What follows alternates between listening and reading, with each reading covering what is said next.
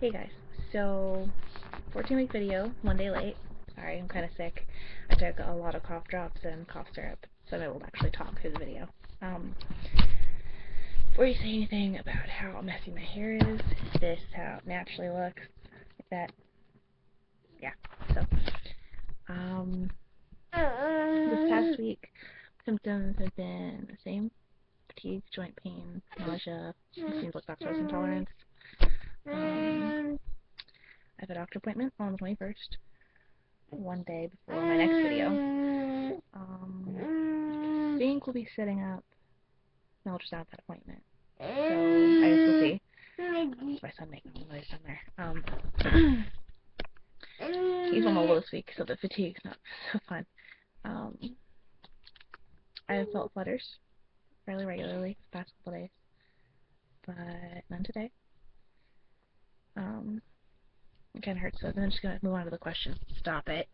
This is my kitten, by the way. He's getting into Liam's Spinkies. First one I have is, how old is he? My son. He is 8 months old. What is my birth plan? Okay, so I don't really get to pick anything fancy, really. I can't sustain labor on my own. I need medical help, so mostly my plan is to not get an epidural after what happened last time. Pretty much what happened was, I went in, the only two things that I really wanted was to not have an epidural and to not have a C-section. That's not it. And, I was on Pitocin for almost 3 days because I could not sustain labor. They broke my water, and even then I still couldn't sustain it on my own, so they had to keep me on Pitocin. Had it up as high as they can. It hurt a lot. Asked them for some kind of pain med, and even though I told them several times I did not want an epidural, they gave me one, and they messed up the first time, so only half of me was numb. Like, I think it was my left side was numb, but I could feel everything on my right side, and I could feel my contractions. And they did a second time, and the anesthesiologist says, "Oops, sorry, I gave you a wet tap." And I was like, "What's that?" He goes, "It just means that I went in too far and I punctured something." I was like, "Okay, that doesn't sound good." So he pulls it out, and so then I ended up going through, finally gave birth, and that all happened by a stitched up, which was not fun. And then it was like a couple hours later, I started getting this uncontrollable migraine. It hurts so much to be sitting up, and they're like, "Oh, it was just because of the stress of giving birth, blah blah blah." I was like, okay. So they put me on pain med, like lots of them. And then the next day, I was feeling worse. Like, standing up and walking, I would get sick, like really ill. Standing up and sitting up, my head hurt so much that I couldn't bear it. It was the worst pain I've ever felt in my life. And I told the doctors, and they're like, "Oh no, it's nothing, it's nothing." And I told them about the wet tap, and they're like, "Oh, well, we can maybe give you a blood patch." And they went and they did that, and it's where they take your own blood. I can't remember. I think it's 20 cc's of your own blood. It's 20 milliliters of your own blood, and they inject it into your spinal cord. Now, a wet tap, if you don't know, is where they puncture something, and your spinal fluid is leaking. So, and it helps the pressure in your head, like in your brain. And when it leaks, they no longer have the pressure. So your brain hurts, obviously. So I got the one blood patch, and they didn't do it all the way. They got only 10 cc's, so it wasn't a full blood patch. So I told them I wasn't feeling better after about a day, and I was supposed to feel better after like 8 hours, I think it was. And I told them after the whole day I still wasn't feeling better.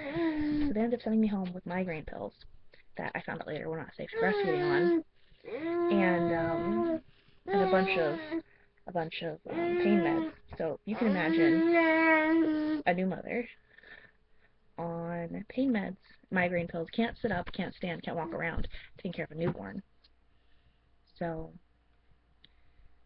he had to take school off so he could help me. And he ended up failing his class. He had to stay home with me because I could not sit up on my own. Here, come on. Here you go. Here you go. There you go. Have a ball. There you go. So, so I kept calling them and calling them and calling them. Finally, I even went to the ER twice, and they wouldn't do anything. So finally, after 2 weeks of this pain, they did another blood patch, and it finally worked. So, but it took that long to get it fixed. So after that, I'm never doing an epidural again. Ever again. Sorry, that was a really long answer, wasn't it? Let's see. Next question I have is, why didn't you marry someone your own age? My own age. I don't see the problem with his age. I am a grown-ass woman, so... And if it works, then it works. And it does. So, why don't you talk about your miscarriages often? Because it's hard. It hurts. I don't like talking about death.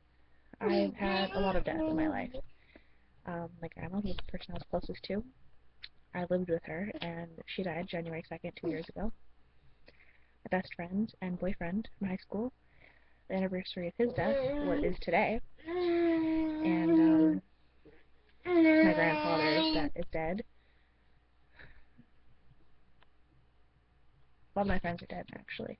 And then having miscarriages too, it's so much death that I don't like thinking about all the death. I mean, I have to, obviously, but talking about it all the time it doesn't help me. Some people it helps. It doesn't help me. It ends up making me more upset to talk about. And those are really all the questions that I actually have this time. And since I'm sick and Liam is cranky because he's sick, I'm gonna end it at that for the night. But you guys know where to ask questions. So if you have any questions, you send them to my Ask, or on here, or on Instagram. So, good night, guys.